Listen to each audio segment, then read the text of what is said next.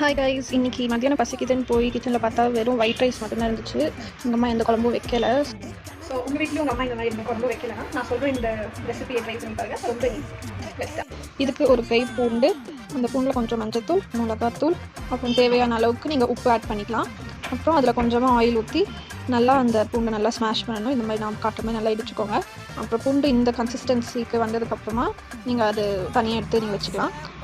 அப்புறம் நீங்கள் அடுப்பு ஆன் பண்ணி இந்த மாதிரி ஒரு பேனில் கொஞ்சமாக ஆயில் சேர்த்து அதில் கடுகு, உளுந்தம்பருப்பு, அப்புறம் கடலப்பருப்பு அதெல்லாம் கொட்டிட்டு அதுக்கப்புறம் அது கொஞ்சம் ஃப்ரை ஆனோடனே நம்ம செஞ்சு வச்ச அந்த பேஸ்ட்டை உள்ள சேர்த்துட்டு அது நல்லா ஒரு மாதிரி வதக்கி விட்டுருங்க. அது கோல்டன் ப்ரௌனாக அந்த மாதிரி ஆனதுக்கப்புறமா நம்ம கிட்ட இருக்க ரைஸ் அதில் ஆட் பண்ணிவிட்டு நல்லா அதை மிக்ஸ் பண்ணி விடணும்.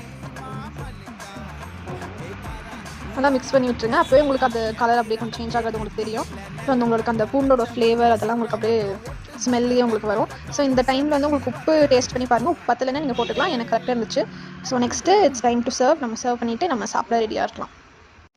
நம்ம செஞ்ச அந்த பூண்டு சாப்பாடை சாப்பிட்லாமா? ஃபஸ்ட்டு ஸ்மெல்லே அந்த பூண்டோட ஃப்ளேவர் அப்படியே சூப்பராக இருந்துச்சு.